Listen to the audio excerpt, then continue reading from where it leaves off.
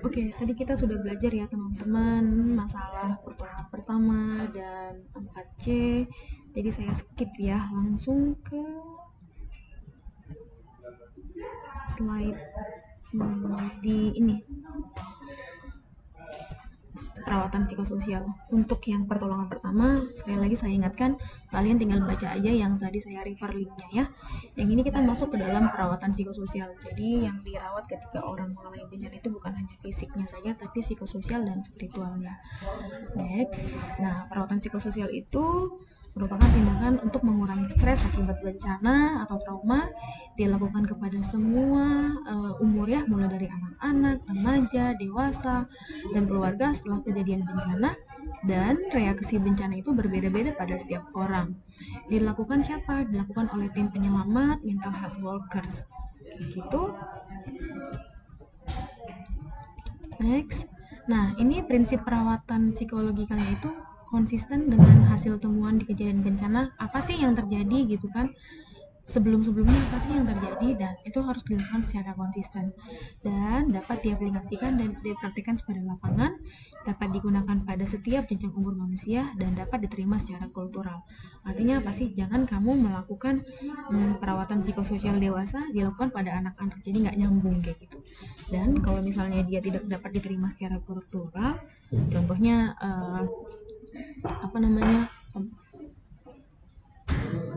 secara kultural kan Indonesia sangat menghargai namanya wanita gitu. Jadi jangan melakukan yang tidak bisa diterima secara budaya.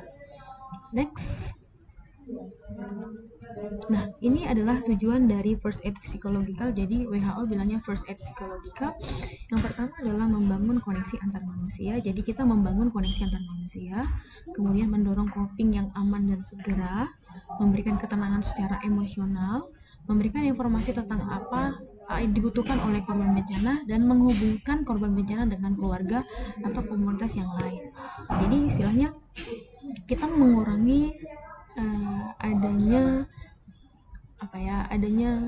kayak dampak dari sebuah bencana itu. Kita hubungkan si korbannya ini dengan keluarganya atau relatif yang dia punya. Cakupannya apa? Cakupan pelayanan psikologikal itu pada korban bencana yang mengalami disorientasi, yang mengalami bingung, agitasi, panik, apatis ini kayak dia acuh tidak acuh ya, saking sudah parahnya lagi, jadi dia acuh tidak acuh, iritasi dan marah, cemas berlebihan. Jadi pada orang-orang seperti inilah dilakukan perawatan atau first aid psikologikal. Aksinya apa aja? Kita ada beberapa langkah, ada kalau nggak salah sampai ke 8 langkah. Kita bahas satu-satu ya. Yang pertama adalah kontak dan engagement. Jadi kita kontak dulu dengan si korbannya dan membentuk sebuah relasi atau ikatan. Jadi kamu perkenalan diri dulu. Perkenalkan diri, jadi permisi Bapak, nama saya siapa, peran kamu apa di disaster itu, dan kamu izin untuk berbicara sama dia. Kemudian kamu tanya sama dia, sama si korban ini, apa yang dapat ditolong atau apa yang dapat dibantu, sama kamu jaga kerahasiaannya. Jangan dikasih tahu gitu loh sama teman-teman yang nolongin, sama tim EMP-nya. Si Bapak ini butuhnya begini, oh enggak. Jadi dengan sangat sopan ya, perkenalkan diri, tugas kamu apa, dan tanya sama dia apa yang bisa dibantu gitu. Jadi kita membentuk sebuah ikatan atau trust sama si korban itu. Next, yang kedua adalah memberikan keamanan dan kenyamanan. Pastikan ketika kamu menolong itu dia aman dan nyaman. Keamanan secara fisik, kita memberikan informasi tentang bencana apa yang terjadi dan pelayanan apa yang terdapat di lapangan. Contohnya, sekarang kita mengalami bencana alam, gempa bumi kekuatan segini, dan kita sudah menyediakan pelayanan kesehatan, dapatnya di sebelah sini Bapak, kayak gitu. Kemudian yang kedua adalah pelayanan keamanan fisik. Jadi kita dorong nih si korban bencana ini untuk bergabung secara sosial kepada orang-orang korban yang lain, menyediakan ruangan yang child friendly. ruangan yang child friendly ini artinya kita khususkan nih ruangan anak-anak, kemudian jaga dari tambahan trauma, jangan kita tambahin lagi trauma yang lain kayak gitu. Kemudian tolong korban yang memiliki anggota keluarga yang hilang atau meninggal, bantu dukungan emosional pada korban yang berduka, sama sediakan informasi tentang penguburan atau korban-korban yang meninggal. Jadi kita memberikan dia sebuah bentuk keamanan dan kenyamanan pada korban-korban itu kayak gitu. Yang di sini stabilisasi. Langkah ketiga dari stabilisasi adalah kita menenangkan korban pada korban-korban yang kewalahan atau overwhelming dan disorientasi.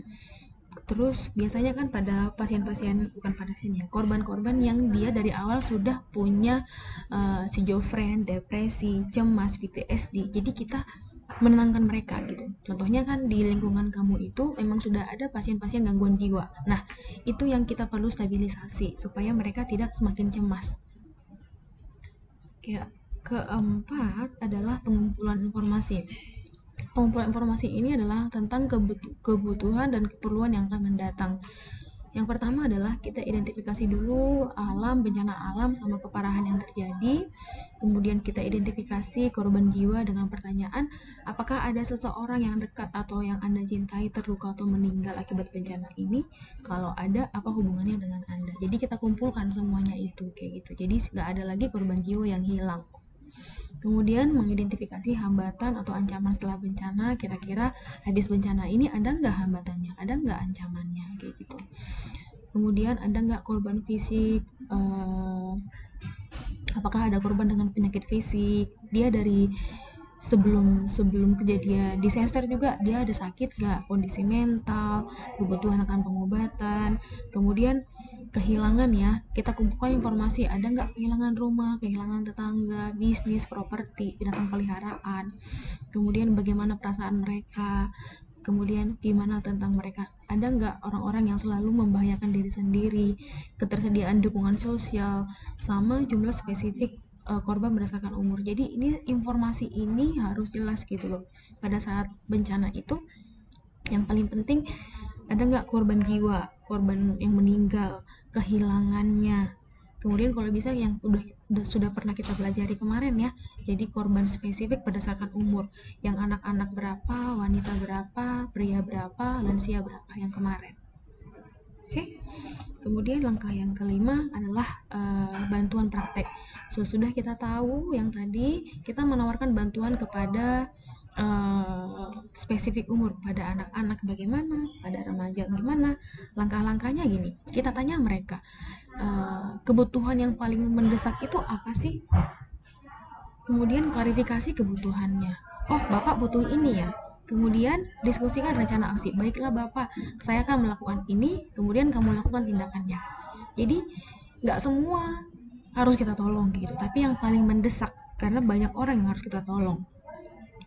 Jadi yang saya ulangi sekali lagi ya, identifikasi dulu kebutuhan yang paling mendesak, klarifikasi, diskusikan rencana apa yang akan dilakukan, sama tindakan untuk memenuhi kebutuhan tersebut. Berikutnya yang keenam, langkahnya adalah koneksi dan dukungan sosial. Artinya kita menyediakan sebuah wadah kepada korban-korban ini supaya dia membangun hubungan antara individu, keluarga, dan komunitas. Jenis dukungannya bisa secara emosional, sosial, perasaan, penghargaan diri, sarana informasi, bantuan fisik, dan bantuan material. Jadi dukungan sosial. Supaya apa? Kita mendorong korban ini menghubungi circle-nya sendiri gitu, atau keluarganya sendiri. Kemudian kita menggunakan dukungan yang tersedia seperti game, menggambar, fortune teller, membentuk grup diskusi, atau mencari dan memberikan informasi. Kayak gitu ya. Jadi dukungan sosial ini lebih ke kita bentuk korban, wadah kepada para korban ini supaya dia bisa terkoneksi dengan orang lain. Kayak gitu. Yang ketujuh adalah informasi dan coping. Jadi kita menyediakan informasi serta coping apa yang mereka punya. Jadi Wajar kalau orang habis bencana itu mereka mengalami stres. Nah, kita sediakan informasi, oh begini loh Pak, kalau orang stres itu memang langkah-langkahnya seperti ini gitu. Kemudian menjelaskan tahapan reaksi normal psikologis atas trauma. Jadi wajar Bapak mengalami sedih, wajar Bapak mengalami trauma. Habis ini Bapak akan denial dulu. Kamu kan sudah pernah belajar ya langkah-langkah atau tahapan-tahapan orang mengalami stres. Kemudian kamu menyediakan informasi dasar tentang jenis-jenis coping. Setiap orang beda jenis copingnya. Ada yang mendengarkan musik, ada yang berbicara. Jadi kamu sediakan jenis-jenis coping. Jadi wadah supaya mereka itu nggak makin stres gitu.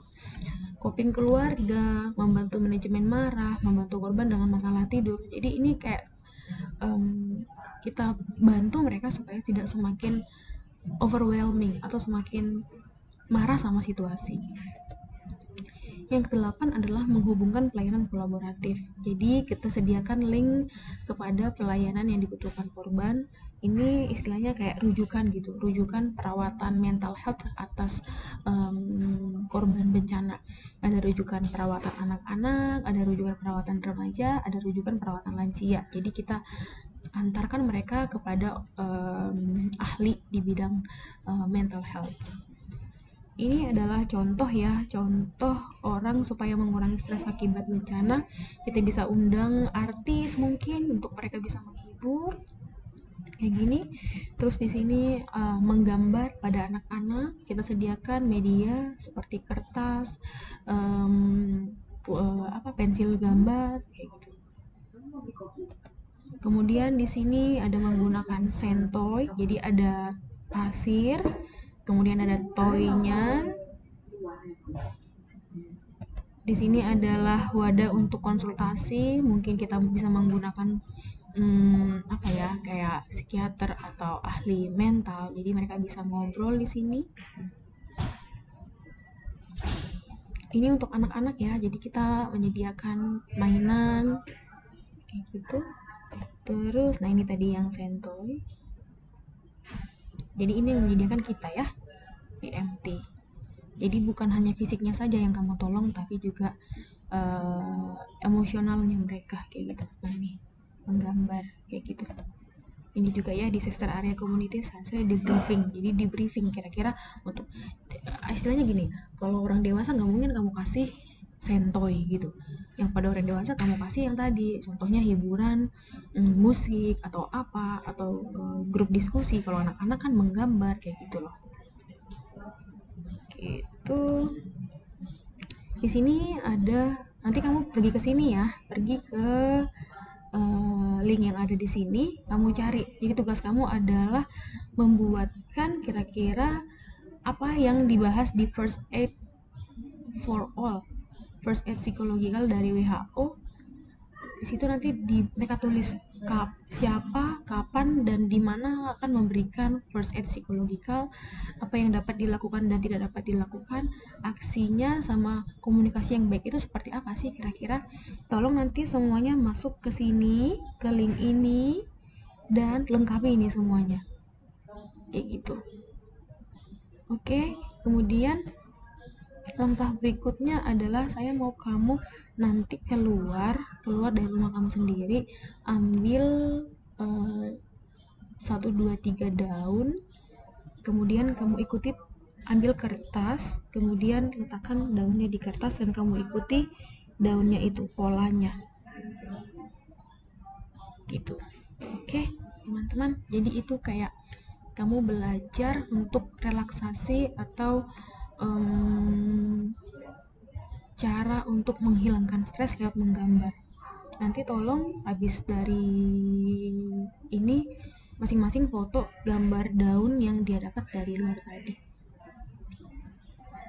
Oke. Jadi jangan lupa ya, ambil daun 2-3 daun terus digambar daunnya. Kemudian yang terakhir kita masuk ke, jangan lupa juga ini ya, yang ini psikologikal, ini dilengkapi dulu. Kemudian kita pemenuhan kebutuhan jangka panjang, jadi kita udah belajar tentang pemenuhan perawatan first aid yang tadi yang sudah kamu presentasikan. Kemudian kita juga sudah melakukan pemenuhan psikososial, sekarang kita pemenuhan jangka panjang, pemenuhan kebutuhan jangka panjang. Jadi tidak ada standar kapan pemulihan jangka panjang dapat dilakukan, tapi lebih awal lebih baik. Aksinya apa sih? Save lives dan menjaga properti sama kebutuhan dasar manusia. Aspek pemulihan itu apa aja? Yang pertama adalah membangun ulang rumah, mengganti properti, melanjutkan pekerjaan, memperbaiki bisnis, memperbaiki secara permanen infrastruktur. Ini adalah jangka panjang gitu kan. Jadi kalau misalnya ada disaster, ada bencana, kita kan harus berpikir tuh, kapan sih rumahnya bisa dibangun ulang, kapan propertinya bisa dibangun ulang, pekerjaan yang kira-kira bisa dikerjakan, kan orang kan kita nggak tahu nih habis disaster dia bakalan cacat atau gimana. Nah, gimana pekerjaannya apa saja? Bisnis yang udah tadi rusak semua itu harus diapain? Kemudian infrastruktur ini sekolah, tempat ibadah, kemudian ya apapun sarana fasilitas umum itu gimana perbaikinya? Kapan mau dibangun? Nah, ini yang tadi balik ya. Tidak ada standar kapan pemulihan dapat dilakukan, tapi lebih awal lebih baik kayak gitu. Terus pihak yang ikut serta dalam pemulihan itu ada semua level pemerintah, jadi pemerintah yang paling utamanya, bisnis, komunitas bisnis, pemimpin politik, jadi pemimpin politik juga bisa ikut berperan aktif di sini, karena bisa jadi kayak cara mereka untuk menarik perhatian masyarakat, aktivis komunitas, volunteer atau sukarela, atau bahkan individu atau swasta kayak gitu. Jadi ini yang ikut berperan serta dalam pemulihan yang bersifat jangka panjang.